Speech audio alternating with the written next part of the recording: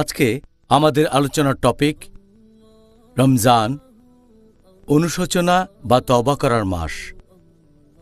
Doctor Zakir, আসসালামু আলাইকুম।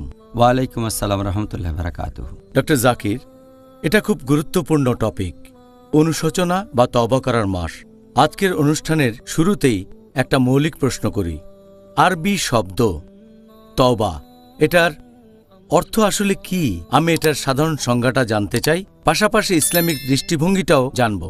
এই আরবি শব্দ তওবা এর অর্থ হচ্ছে ফিরে আসা বা প্রত্যাবর্তন, আর ইসলামিক পরিভাষায় শরিয়া অনুযায়ী এর মানে একজন মানুষ সেগুলো ত্যাগ করেছে যেগুলো আল্লাহ সুবহানাহু ওয়া তাআলা নিষেধ করেছেন, আর ফিরে এসেছে সেই সব জিনিসগুলোতে যেগুলো আল্লাহ তাআলা নির্দেশ দিয়েছেন। এক কথায় তওবা মানে একজন লোক সেই কাজগুলো ত্যাগ করেছে যেগুলো আল্লাহ নিষেধ করেছেন এবং সেই কাজগুলোতে ফিরে এসেছে যেগুলো আল্লাহ সুবহানাহু ওয়া তাআলা নির্দেশ দিয়েছেন। আর এই অনুশোচনা বা তওবার ধারণা আপনি সব ধর্মেই খুঁজে পাবেন, যে ধর্মগুলো কোনো ঈশ্বরে বিশ্বাস করে।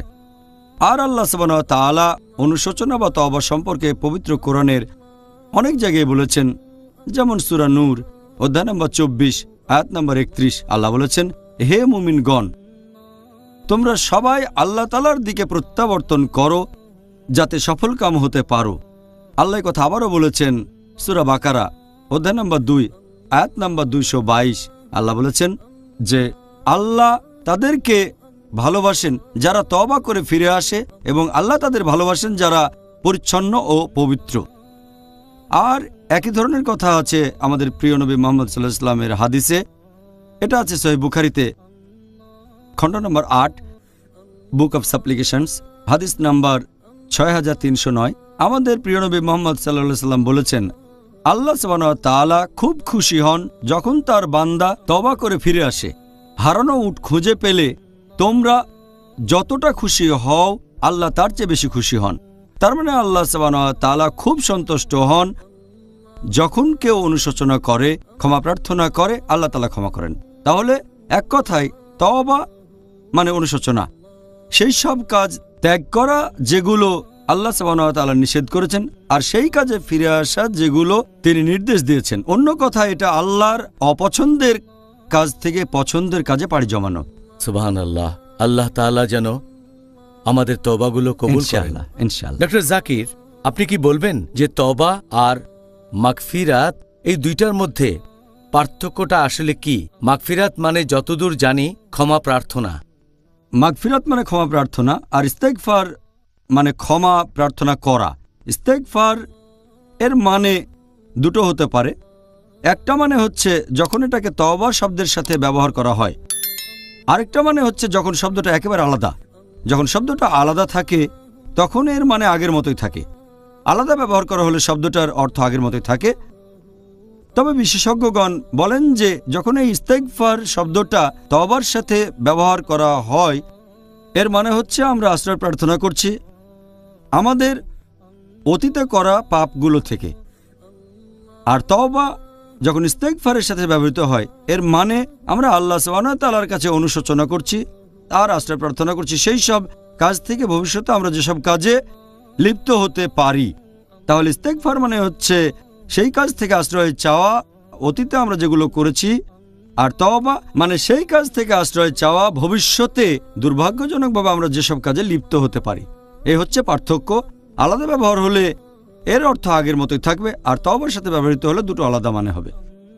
এটা ভালো যে প্রত্যেকটা পর্বেই আমরা নতুন নতুন কিছু সংজ্ঞা শিখছি, আর আমার ধারণা মুসলিম ভাই বোনদের অনেকেই এখন এগুলো সম্পর্কে জানে না। এতে করে তাদের সবার অনেক উপকার হচ্ছে। আপনার কাছে পরের প্রশ্ন, এই পবিত্র রমজান মাসে অনুশোচনা বা তওবা করার ব্যাপারে এত গুরুত্ব দেওয়া হয়েছে কেন?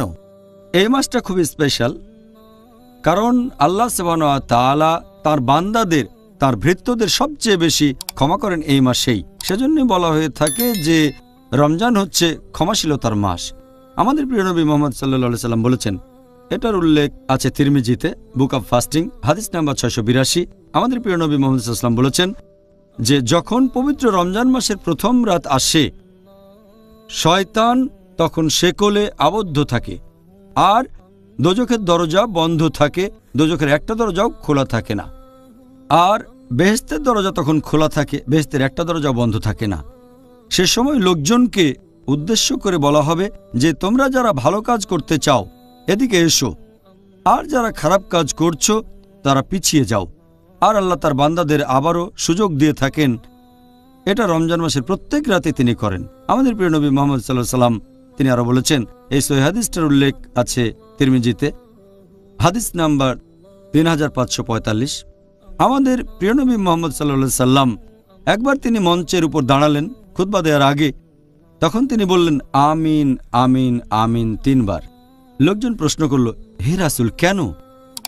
তখন আল্লাহ তাআলার রাসূল বললেন যে ফেরেশতা জিবরাইল তার কাছে এসে বলেছিলেন যে এই পবিত্র রমজান মাসে যার গুনাহ ক্ষমা করা হবে না, যে দোজখে প্রবেশ করবে, তার থেকে দূরে থাকতে আল্লাহর কাছে প্রার্থনা করুন। তারপর জিবরাইল বললেন মুহাম্মদ সাল্লাল্লাহু আলাইহি ওয়াসাল্লামকে, বলেন আমিন। মুহাম্মদ সাল্লাল্লাহু আলাইহি ওয়াসাল্লাম বললেন আমিন। তার মানে এটা দুর্ভাগ্যজনক, একজন লোক রমজান মাসকে সামনে পাচ্ছে কিন্তু তার গুনাহ ক্ষমা করা হচ্ছে না। এটাই তো ক্ষমা পাওয়ার মাস।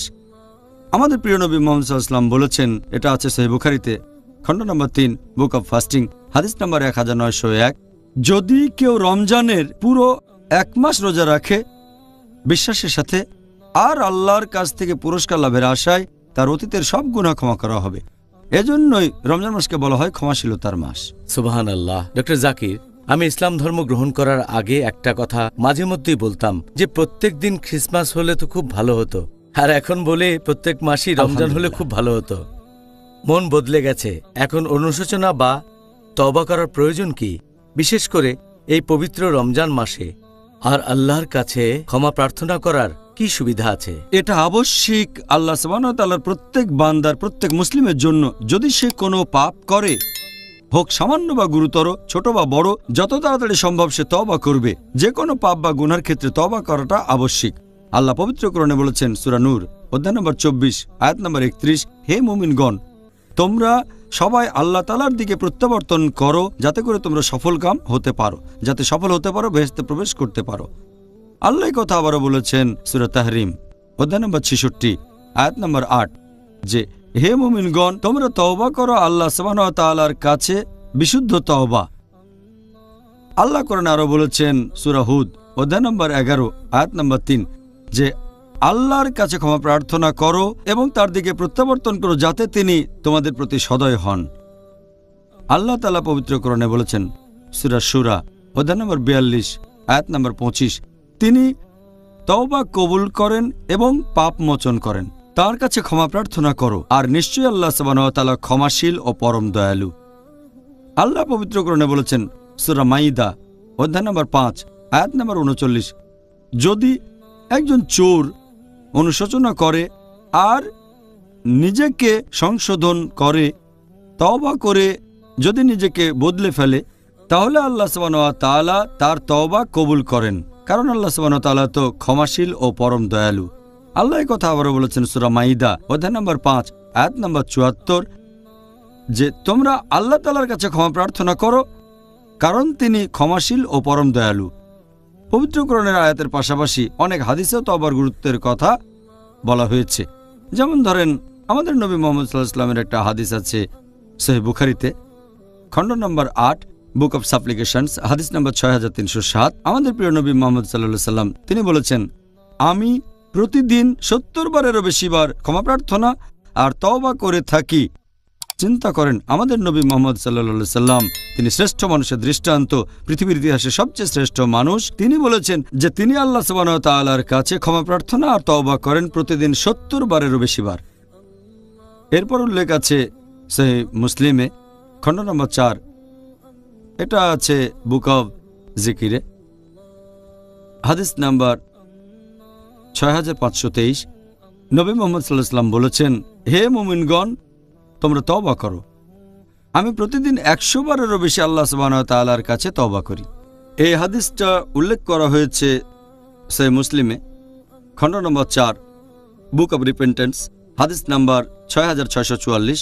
আমাদের প্রিয় নবী মুহাম্মদ সাল্লাল্লাহু আলাইহি ওয়াসাল্লাম বলেছেন, আল্লাহ সুবহানাহু ওয়া তাআলা রাতের বেলায় হাত বাড়িয়ে দেন তাদের দিকে যারা তওবা করে তাদের পাপের জন্য, যেগুলো তারা করেছে ভোর থেকে সন্ধ্যা হওয়া পর্যন্ত।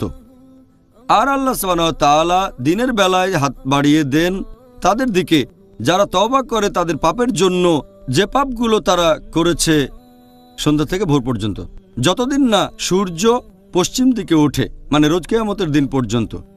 তার মানে আল্লাহ কিয়ামতের দিন পর্যন্ত আমাদের ক্ষমা করবেন যে তওবা করবে। একই ধরনের হাদিস এটা আছে সহিহ মুসলিমে, খণ্ড নম্বর 4, বুক অব জিকির, হাদিস নম্বর 6525। আমাদের নবী মুহাম্মদ সাল্লাল্লাহু আলাইহি ওয়াসাল্লাম বলেছেন যে আল্লাহ সুবহানাহু ওয়া তাআলা তাঁর বান্দাদের ক্ষমা করবেন যদি সে তওবা করে যতদিন না পশ্চিম দিকে সূর্য ওঠে। তার মানে আল্লাহ সুবহানাহু ওয়া তাআলা আমাদের ক্ষমা করবেন রোজ কিয়ামতের আগ পর্যন্ত যদি তার কোনো ভৃত্য, তার কোনো বান্দা তওবা করে। এছাড়াও উল্লেখ করা হয়েছে সহিহ বুখারীতে, খণ্ড নম্বর 8, বুক অব রিকাক, হাদিস নাম্বার 6438। আমাদের প্রিয় নবী মুহাম্মদ সাল্লাল্লাহু আলাইহি ওয়াসাল্লাম বলেছেন যে যদি কোনো আদম সন্তানকে দেয়া হতো 1 পাহাড় স্বর্ণ, সে তারপরও দ্বিতীয় একটা পাহাড় চাইতো। আর যদি তাকে দেওয়া হতো দ্বিতীয় স্বর্ণের পাহাড়, সে তৃতীয়টা চাইতো। কারণ ধুলা ছাড়া আর কিছু দিয়েই আদম সন্তানের পাকস্থলী পূর্ণ হবে না। এখানে মানুষের লোভের কথা বলা হয়েছে। আল্লাহ তাআলা তাকে যতই নিয়ামত দিন, সে একটার পর একটা চাইতে থাকে। আসলে তার তওবা করে ক্ষমা প্রার্থনা করা উচিত। আর একটু আগে বলা হাদিসটার আরেকটা ভার্সন আছে, এটার উল্লেখ আছে সহিহ মুসলিমে, খণ্ড নম্বর 4, বুক অব জিকির, হাদিস নাম্বার 6613। আমাদের প্রিয় নবী মুহাম্মদ সাল্লাল্লাহু আলাইহি ওয়াসাল্লাম বলেছেন যে আল্লাহ সুবহানাহু ওয়া তাআলা খুব খুশি হন যখন তার বান্দা তওবা করে, যখন ক্ষমা প্রার্থনা করে। তার চেয়ে খুশি যে মরুভূমিতে ঘুরে বেড়াচ্ছে, উটের পিঠে বিশ্রাম নিতে থামল, একটা গাছের নিচে ঘুমিয়ে পড়ল। যখন সে ঘুম থেকে উঠল তখন দেখল যে তার মালপত্র বোঝাই উটটা সেখানে নেই। সে একটা পাহাড়ে উঠে উটটাকে খোঁজার চেষ্টা করলো, কিন্তু পেল না।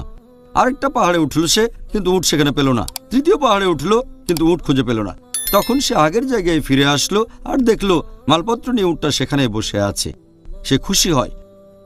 আর আল্লাহ সুবহানাহু ওয়া তাআলা তার চেয়ে অনেক বেশি খুশি হন যে মালপত্র সহ তার হারানো উটটাকে খুঁজে পেয়েছে। আল্লাহ তার চেয়ে অনেক বেশি খুশি হন যখন কোনো বান্দা তওবা করে এবং ক্ষমা প্রার্থনা করে তার কাছে। এই হলো অনুশোচনা বা তওবার গুরুত্ব। এতে করে আমার নিজের ইসলাম গ্রহণের কথা মনে পড়ল। রমজান মাস, এই সময় খুঁজে পেয়েছি আমার ফিতরা, আলহামদুলিল্লাহ। ডক্টর জাকির, আপনি কি আমাদের একটু বলবেন, হয় সংক্ষেপে নয়তো বিস্তারিত, উত্তরটা যেরকম হয়। এখন এই পবিত্র রমজান মাসে অনুশোচনা বা তওবা করার উপকারিতা কি? অনুশোচনা করা বা তওবা করার উপকারিতা হচ্ছে, সেটা ইমাম রাগিব ইফতিয়ানির মতে তওবা করার 3টা উপকারিতার কথা তিনি বলেছেন। 1 নাম্বার, এটা মানুষের দোষ ত্রুটিকে শনাক্ত করে। আর সে বুঝতে পারে কোন জায়গা থেকে তার মনে শয়তান প্রবেশ করছে। বুঝতে পারে তার অমুক জায়গাটা দুর্বল, সেখান থেকে শয়তান প্রবেশ করতে পারে। এভাবে একজন মানুষ শয়তানের বিরুদ্ধে প্রস্তুতি নিতে পারে। 2 নম্বর, সেটা হচ্ছে সেই লোক তখন বিব্রত বোধ করে আর সে ভয় পায় আল্লাহ সুবহানাহু ওয়া তাআলাকে। এতে তার মনের মধ্যে তৈরি হয় নম্রতা আর বিনয়। 3 নম্বর, যে লোক একটা খারাপ কাজ করেছে আর ভালো পথে ফিরে এসেছে, ভালো খারাপ দুটো অভিজ্ঞতা তার হয়ে গেছে, সে যখন দেখে যে অন্য মানুষজন, অন্য মুসলিম ভাইয়েরা তারাও ঠিক একই রকম ভুল করে ফেলছে, সে তাদের প্রতি নমনীয় হয়, তাদের ক্ষমা করে দেয়, তাদের সাহায্য করে। ইমাম ইবনে কাইম তওবা করার 6টা উপকারিতার কথা বলেছেন। 1 নাম্বার, যখন কেউ তওবা করে আল্লাহ এটা সবচেয়ে বেশি পছন্দ করেন। আল্লাহ সুবহানাহু ওয়া তাআলা খুশি হন যখন কেউ তওবা করে, ক্ষমা প্রার্থনা করে। কারণ যখন কোনো মানুষ তওবা করে তখন আল্লাহর কাছাকাছি থাকে। তার মধ্যে দেখবেন নম্রতা আর বিনয়। 2 নাম্বার, অনুশোচনা বা তওবা হচ্ছে ইবাদতের সবচেয়ে সেরা কাজগুলোর একটা। আল্লাহ সুবহানাহু ওয়া তাআলা তিনি দেখেন যে তার বান্দা তার ভৃত্য সত্যের পথে ফিরে এসেছে, ক্ষমা প্রার্থনা করে আর আল্লাহ তাআলাকে বিশ্বাস করে, এতে আল্লাহ তাআলা সেই লোকের চেয়েও বেশি খুশি হন যে লোক মরুভূমির মধ্যে হারানো উট খুঁজে পেয়েছে। 3 নম্বর, এতে করে একজন মানুষ আরও বেশি বিনয়ী আর নম্র হয়, তাই সে আল্লাহ তাআলাকে আগের চেয়ে আরও বেশি গভীরভাবে বিশ্বাস করে। 4 নম্বর, যখন কোনো মানুষ তওবা করে তার মন ভেঙে যায়, আর এই সময় আল্লাহ সুবহানাহু ওয়া তাআলা তিনি দোয়া এবং তওবা কবুল করবেন। আমাদের প্রিয় নবী মুহাম্মদ সাল্লাল্লাহু আলাইহি ওয়াসাল্লাম বলেছেন, এটা আছে ইবনে মাজাহ খণ্ড নম্বর 3 বুক অব ফাস্টিং হাদিস নম্বর 1752, যে আল্লাহ সুবহানাহু ওয়া তাআলা 3 ধরনের মানুষের দোয়া কবুল করবেন। একটা ন্যায় বিচারক, শাসক বা ইমাম, 2 নম্বর যে লোক রোজা রেখেছে, আর 3 নম্বর অত্যাচারিতদের।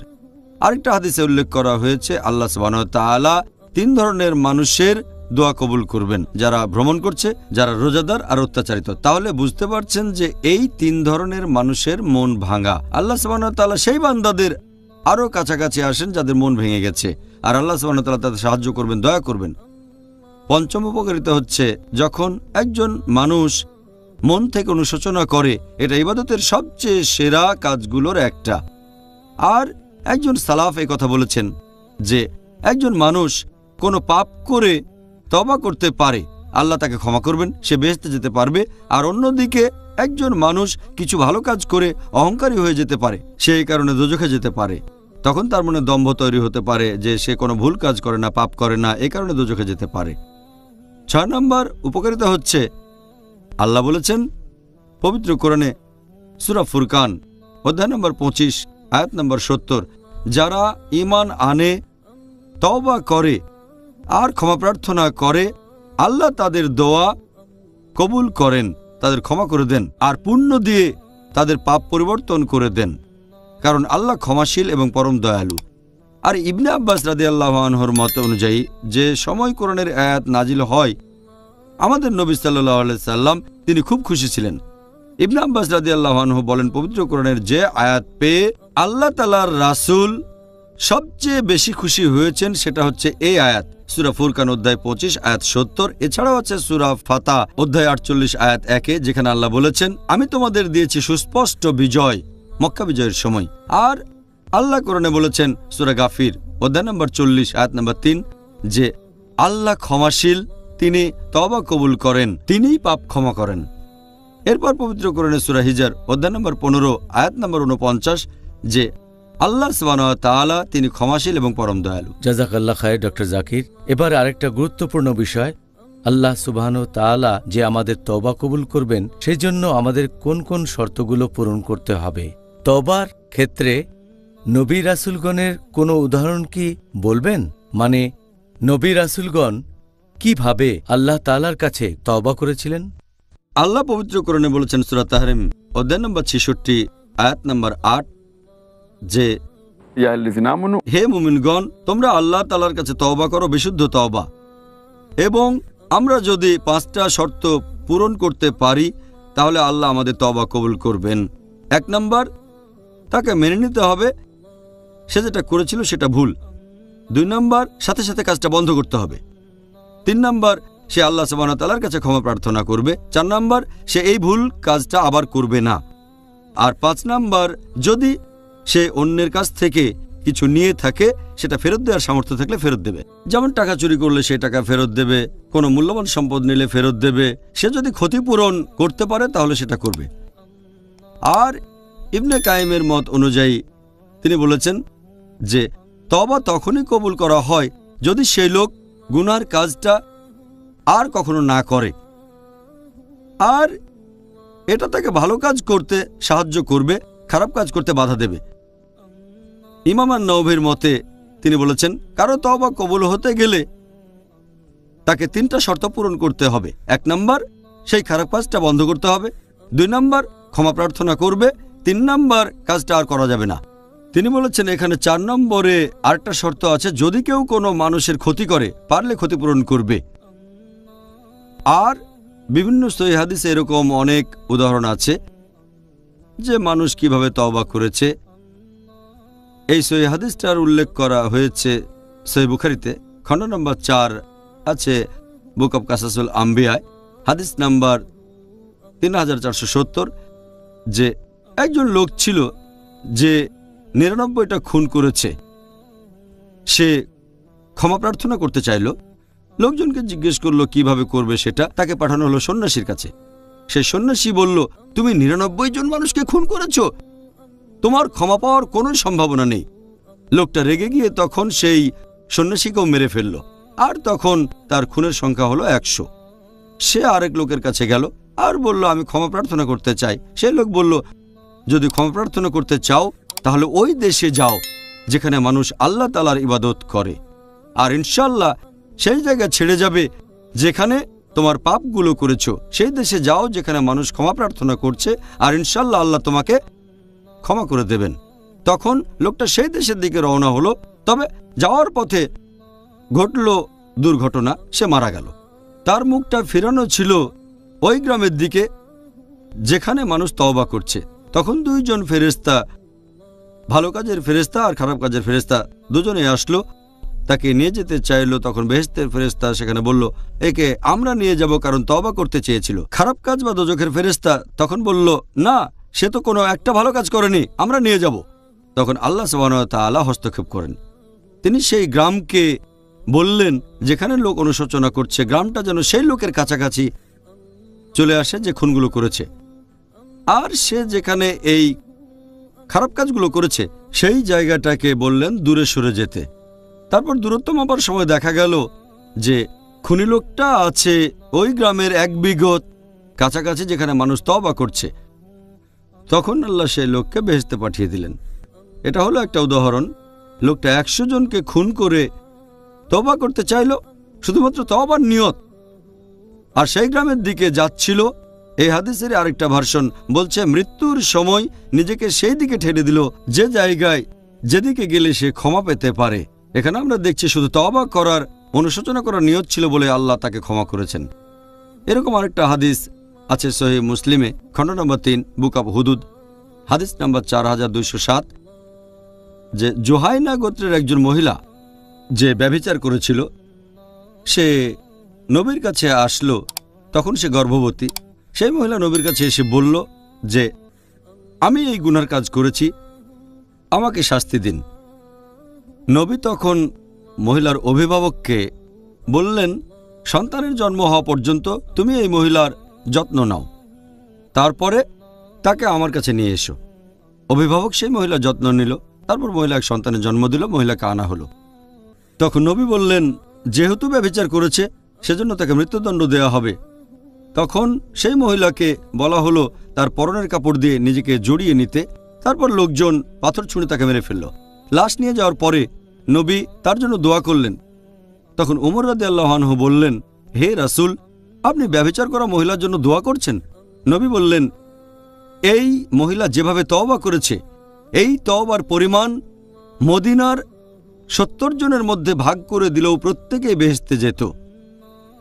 এই মহিলার চেয়ে ভালো তওবা আর কে করতে পারে? সে নিজের জীবন দিতেও প্রস্তুত আল্লাহ সুবহানাহু ওয়া তাআলার খাতিরে। এরকম আরেকটা উদাহরণ আছে সহিহ মুসলিমে, খণ্ড নম্বর 3, বুক অব হুদুদ, হাদিস নাম্বার 4205, যে মাইজ বিন মালিক রাদিয়াল্লাহু আনহু নবীর কাছে এসে তাকে বললেন যে, আমাকে বিশুদ্ধ করেন। নবী বললেন, ধিক তোমাকে, আল্লাহ সুবহানাহু ওয়া তাআলার কাছে ক্ষমা প্রার্থনা করো আর তওবা করো। মাইজ বিন মালিক ফিরে গিয়ে আবার আসলেন আর বললেন, হে রাসূল, আমাকে ক্ষমা করুন। নবী বললেন, ধিক তোমাকে, আল্লাহ সুবহানাহু ওয়া তাআলার কাছে ক্ষমা প্রার্থনা করো আর তওবা করো। তিনি ফিরে গেলেন। তারপর আবার আসলেন, হে আল্লাহর রাসূল, আমাকে বিশুদ্ধ করুন। নবী বললেন, এখান থেকে চলে যাও, তুমি ক্ষমা প্রার্থনা করো, আল্লাহ তাআলার কাছে ক্ষমা প্রার্থনা করো। চতুর্থবারের মতো এসে তিনি নবীকে বললেন, আমাকে ক্ষমা করুন। নবী তখন বললেন, কিসের থেকে? তখন মাইজ রাদিয়াল্লাহু আনহু বললেন যে, ব্যভিচার থেকে। নবী বললেন, তুমি কি পাগল? মাথা খারাপ হয়ে গেছে? তখন মাইজ বললেন, না, পাগল হয়ে যায়নি। নবী তখন বললেন, তুমি কি মাতাল? মদ পান করেছো নাকি অ্যালকোহল পান করেছো? তখন আশেপাশের লোকজন মুখ থেকে গন্ধ নিল আর বলল, না রাসূল, সে মদ পান করেনি। নবী বললেন, তুমি সত্যি ব্যভিচার করেছো? মাইজ বললেন, হ্যাঁ করেছি। যে গুনাহ করেছি সেজন্য আমি শাস্তি পেতে চাই। তখন নবী মুহাম্মদ সাল্লাল্লাহু আলাইহি ওয়াসাল্লাম লোকজনকে বললেন তাকে পাথর মারতে। তাকে পাথর ছুঁড়ে মারা হলো এবং মৃত্যুর পরে সাহাবীগণের মধ্যে একটা ব্যাপারে মতভেদ দেখা দিল। একদল বলতে লাগলো যে মাইজ মুক্তি পায়নি, তার মানে আল্লাহ তাআলা তাকে ক্ষমা করেননি। আরেক দল তখন বলতে লাগলো যে আল্লাহ সুবহানাহু ওয়া তাআলা মাইজের তওবা কবুল করেছেন, তার অনুশোচনা কবুল করেছেন, ইনশাআল্লাহ সে বেহেশতে যাবে। 2-3 দিন লোকে বলাবলি করলো। তখন নবী মুহাম্মদ সাল্লাল্লাহু আলাইহি ওয়াসাল্লাম আসলেন আর সাহাবীগণকে বললেন মাইজ ইবনে মালিকের জন্য দোয়া করতে, কারণ সে তার পাপের জন্য তওবা করেছে। আর যদি তার তওবার পরিমাণ অনেকের মধ্যে ভাগ করে দাও, সেটা সবার বেহেশতে যাওয়ার জন্য যথেষ্ট। তাহলে দেখতে পাচ্ছেন লোকজন অনেক গুরুতর পাপ করেছিল কিন্তু তওবা করেছে, আর এ কারণে মরার জন্য তারা প্রস্তুত ছিল, কারণ দুজনেই ভালো করে জানতো যে ব্যভিচার করলে শাস্তি মৃত্যুদণ্ড, পাথর ছুঁড়ে মৃত্যু। এখানে তাদের উঁচু স্তরে তাকওয়া দেখতে পাচ্ছেন, একেবারে বিশুদ্ধ তাকওয়া। তারা আল্লাহর কাছে ক্ষমা চেয়েছে আর আল্লাহ ক্ষমা করেছে। খুব সুন্দর। আপনি নবী মোহাম্মদ সাল্লাল্লাহু আলাইহি সাল্লামের সাহাবীগণের জীবনী থেকে সুন্দর কিছু উদাহরণ দিলেন। আপনাকে অনেক ধন্যবাদ ডক্টর জাকির। যে এমন কোনো গুনাহ বা পাপ কাজ কি আছে যেখানে আল্লাহ আমাদের তওবা কবুল করবেন না? যদি আল্লাহ সুবহানাহু ওয়া তাআলার ক্ষমাশীলতা আর দয়ার কথা বলেন, পবিত্র কোরআনে যতগুলো সূরা আছে তার একটা বাদে প্রত্যেকটা সূরার শুরুতে আছে বিসমিল্লাহির রহমানির রহিম, দয়াময় পরম দয়ালু আল্লাহর নামে শুরু করছি। প্রত্যেকটা সূরা, শুধুমাত্র সূরা তওবা অধ্যায় নম্বর 9 বাদে। আর আল্লাহ পবিত্র কোরআনে বলেছেন সূরা জুমার অধ্যায় নম্বর 39 আয়াত নম্বর 53 যে হে আমার বান্দাগণ, তোমরা যারা নিজেদের প্রতি অবিচার করেছো, নিরাশ হইও না আল্লাহ সুবহানাহু ওয়া তাআলার অনুগ্রহ থেকে। আল্লাহ সব পাপ ক্ষমা করতে পারেন। আল্লাহ তিনি তো ক্ষমাশীল এবং পরম দয়ালু। এখানে আল্লাহ বলেছেন তোমরা যে পাপই করো আল্লাহ সুবহানাহু ওয়া তাআলা সব পাপ ক্ষমা করে দিতে পারেন, শুধু যদি তোমরা তওবা করো, যদি সঠিকভাবে তওবা করো, যদি ক্ষমা প্রার্থনা করো, ইনশাআল্লাহ আল্লাহ ক্ষমা করে দেবেন। আমাদের প্রিয় নবী মুহাম্মদ সাল্লাল্লাহু আলাইহি সাল্লাম বলেছেন, এই সহিহ হাদিসটার উল্লেখ আছে ইবনে মাজাহ হাদিস নাম্বার 4251। আমাদের নবী বলেছেন যে প্রত্যেক আদম সন্তান তারা পাপ করে, সবচেয়ে ভালো সে যে তওবা করে। পাপ করার পরে যদি তওবা করেন আপনি সবচেয়ে ভালো। তওবা করা খুবই গুরুত্বপূর্ণ। এই হাদিসটা আছে তিরমিজিতে, হাদিস নাম্বার 3540।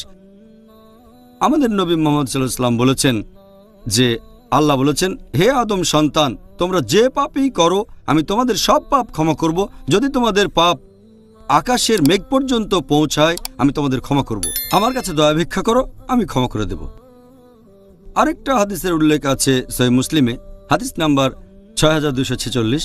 নবী মুহাম্মদ সাল্লাল্লাহু আলাইহি ওয়াসাল্লাম বলেছেন যে আল্লাহ বলেছেন, যদি তোমরা সারা দিন রাত পাপ করো আর ক্ষমা প্রার্থনা করো আমি তোমাদের ক্ষমা করব। আমার কাছে ক্ষমা চাইলে আমি তোমাদের ক্ষমা করব। এটা উল্লেখ আছে সহিহ বুখারীতে, খণ্ড নম্বর 8, হাদিস নাম্বার 5999।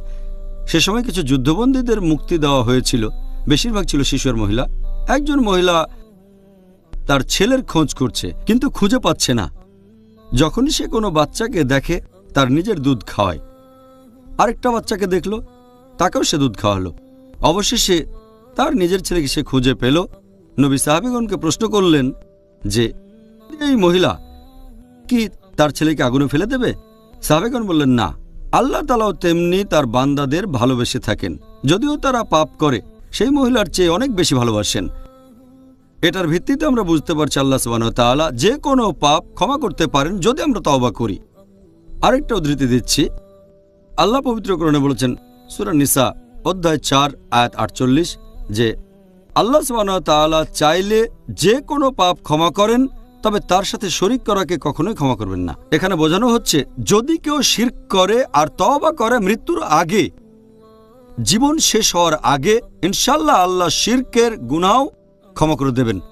যদি তওবা করে সরল পথে আসে, যদি এক আল্লাহ তাআলাকে বিশ্বাস করে, তৌহিদে বিশ্বাস করে, এমন ক্ষেত্রে আল্লাহ তাআলা শিরকের গুনাহকেও ক্ষমা করতে পারেন, সবচেয়ে বড় গুনাহ। তবে মুশরিক অবস্থায় মারা গেলে, মারা যাওয়ার পরে এখানে আল্লাহ বলেছেন তিনি শিরকের গুনাহ ক্ষমা করবেন না। অন্য কোনো গুনাহ আল্লাহ চাইলে ক্ষমা করতে পারেন, তবে শিরকের গুনাহ কখনোই ক্ষমা করবেন না। এটা সবচেয়ে বড় গুনাহ। তাহলে আমরা বুঝতে পারছি যে আল্লাহ সুবহানাহু ওয়া তাআলা পরম দয়ালু এবং তার বান্দাদের পাপ ক্ষমা করে দিতে চান। সুবহানাল্লাহ। অবশ্যই আল্লাহ সুবহানাহু ওয়া তাআলা হলেন পরম করুণাময়। ডক্টর জাকির, এখন কেউ যদি বিশুদ্ধভাবে তওবা করতে চায় তাহলে কোন জিনিসের প্রয়োজন হবে? এখানে 4টা জিনিসের প্রয়োজন। 1 নাম্বার, আমাদেরকে বুঝতে হবে আল্লাহ তাআলা সর্ববিষয়ে ক্ষমতাবান।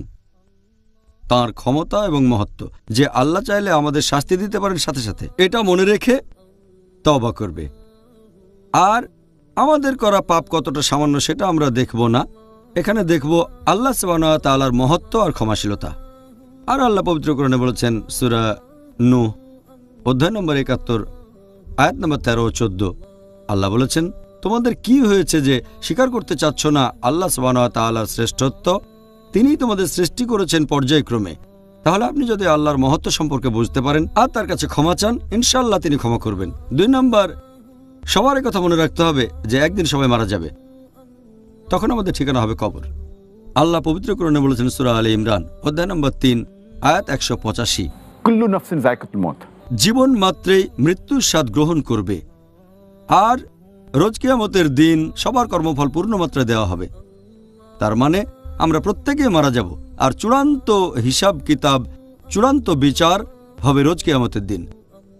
আল্লাহ পবিত্র কোরআনে বলেছেন সূরা লুকমান অধ্যায় নম্বর 31 আয়াত নম্বর 34, আল্লাহ বলেছেন, কেউ জানে না আগামীকাল সে কি অর্জন করবে এবং কেউ জানে না কোন স্থানে তার মৃত্যু হবে। তাহলে আমরা সবাই একদিন মারা যাব, কিন্তু আমরা জানি না সেই সময়টা কখন। সেজন্য যত তাড়াতাড়ি সম্ভব তওবা করব, কারণ আমরা জানি না আমাদের শেষ মুহূর্তটা কখন আসবে। 3 নম্বর পয়েন্ট হচ্ছে ইহকাল আর পরকালের যে পুরস্কার পাবেন সেটার ভিত্তি হলো আখিরাতের জন্য করা বিভিন্ন কাজ। আপনি আখিরাতের জন্য যে কাজগুলো করবেন সেগুলোর উপর ভিত্তি করেই এই ইহকাল আর পরকালের পুরস্কার পাবেন। এটা খুবই গুরুত্বপূর্ণ। আর আল্লাহ পবিত্র কোরআনে বলেছেন সূরা ফাতির অধ্যায় 35 আয়াত 5 যে নিশ্চয়ই আল্লাহর প্রতিশ্রুতি সত্য।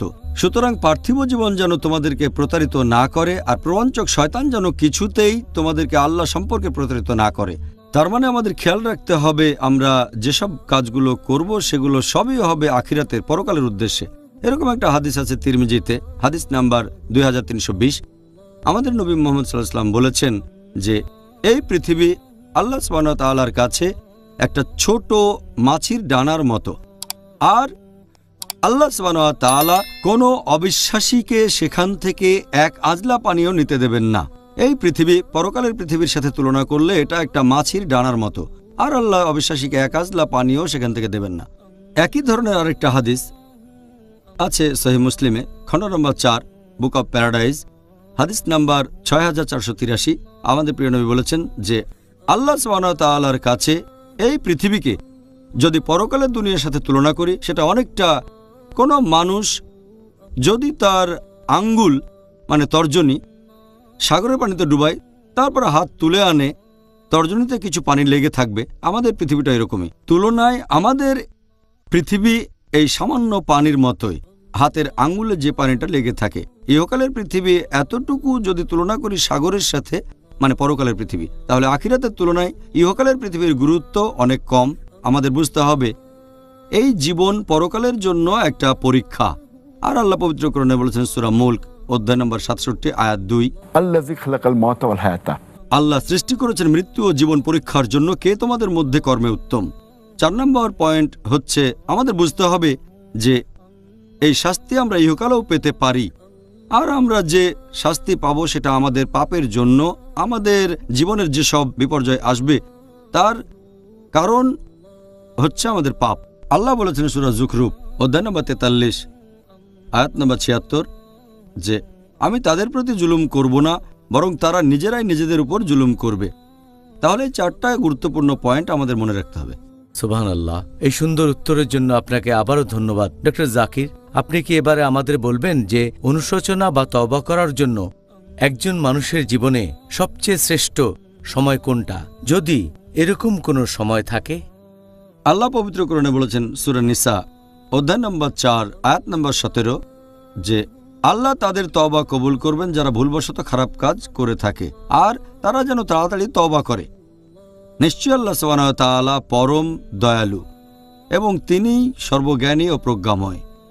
এখন পবিত্র কোরআনের এই আয়াতের একটা ব্যাখ্যা দিয়েছেন মুজাহিদ রাদিয়াল্লাহু আনহু। তিনি বলেছেন যে ভুলবশত খারাপ কাজ মানে যে কোনো পাপ জেনে বা না জেনে করেন, যদি সেই পাপের পথ থেকে ফিরে না আসেন তাহলে সেটা ভুলবশত। তার মানে আল্লাহ তাআলা সব গুনাহ ক্ষমা করবেন যদি সেই লোক তাড়াতাড়ি তওবা করে।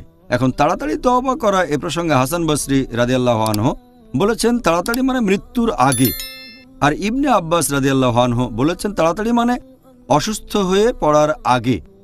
এটা উল্লেখ করা হয়েছে আমাদের নবী সাল্লাল্লাহু আলাইহি ওয়াসাল্লামের একটা হাদিসে, এটা আছে তিরমিজিতে বুক অফ সাপ্লিকেশনস হাদিস নম্বর 3537, যে আল্লাহ সুবহানাহু ওয়া তাআলা তার বান্দার তওবা কবুল করবেন যতক্ষণ না সেই বান্দার মৃত্যু ঘণ্টা বাজে, তার মানে যতক্ষণ না তার মৃত্যুর সময় উপস্থিত হয়। সে যদি জীবনের শেষ সময়ে উপস্থিত হয়, মৃত্যুশয্যায় থাকে, শুধুমাত্র তখন আল্লাহ তওবা কবুল করবেন না। এর আগে কেউ তওবা করলে তিনি কবুল করবেন। তাই এ ব্যাপারে বিশেষজ্ঞগণ সবাই একমত যে পবিত্র কোরআনে সূরা নিসা অধ্যায় 4 আয়াত 17-তে তাড়াতাড়ি মানে আমরা তওবা করব মৃত্যুর আগে।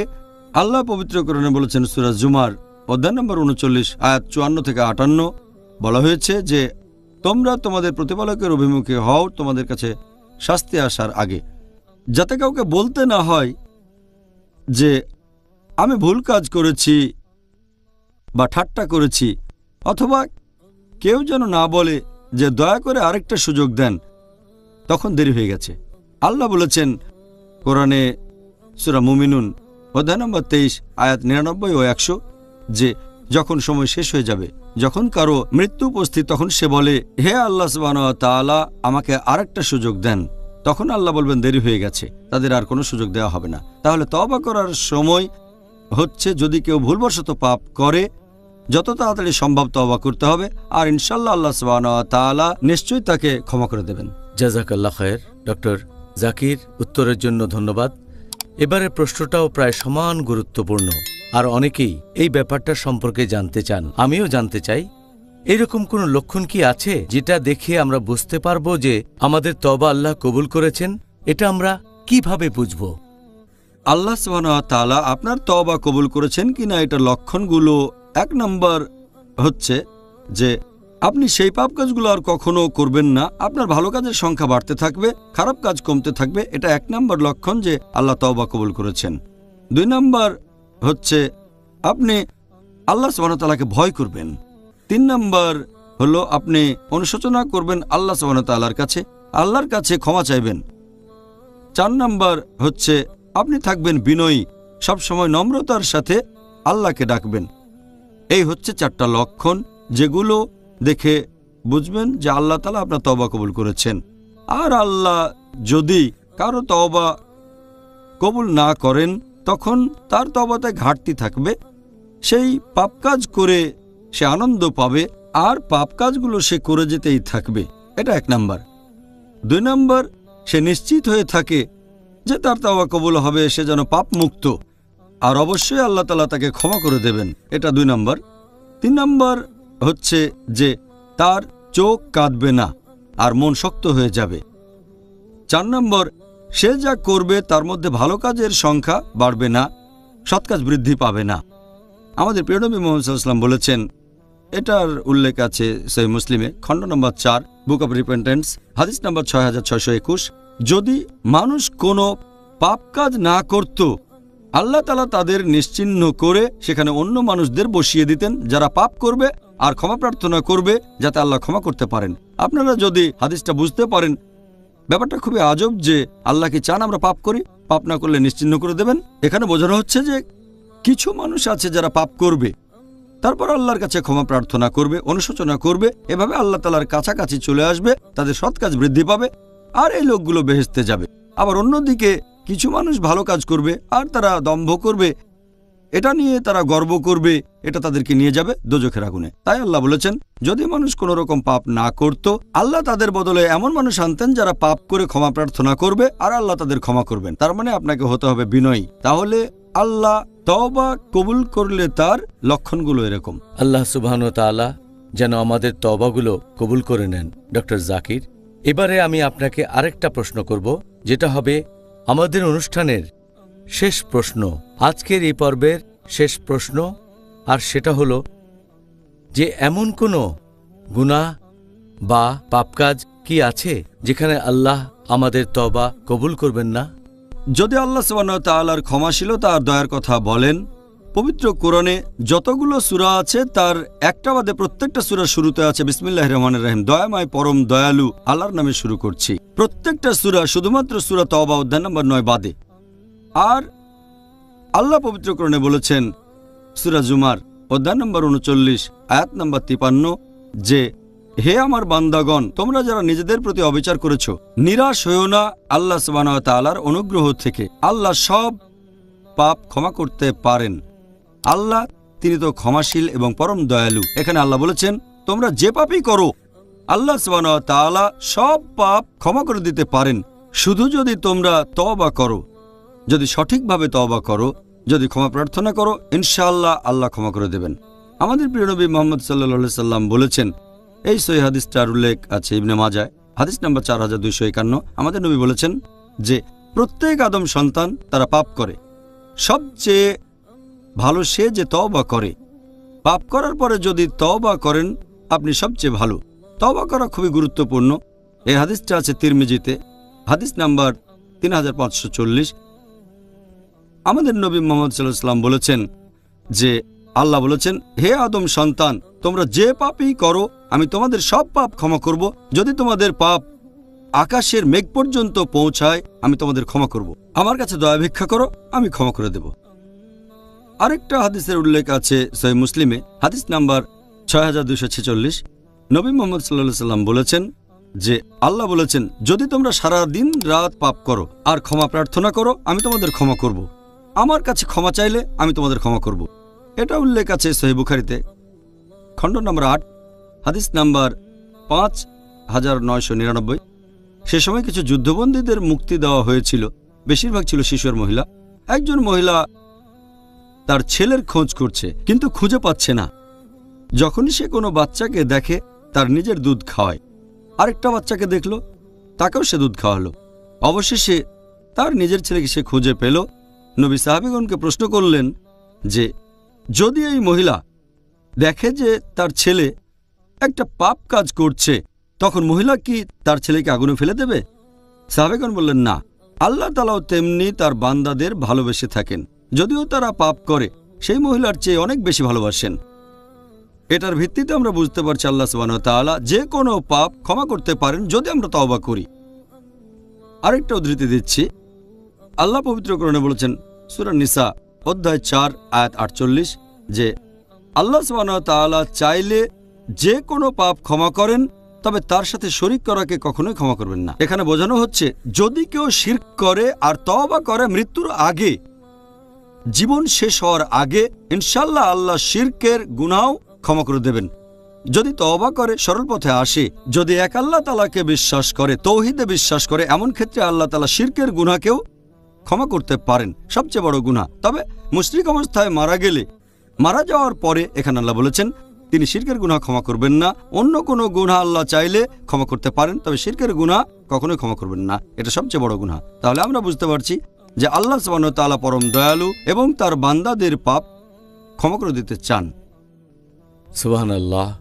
অবশ্যই আল্লাহ সুবহানাহু ওয়া তাআলা হলেন পরম করুণাময়। ডক্টর জাকির, আজকে এই প্রশ্নগুলোর উত্তরের জন্য আপনাকে অনেক ধন্যবাদ। আর আজকের টপিকটাও খুবই গুরুত্বপূর্ণ ছিল।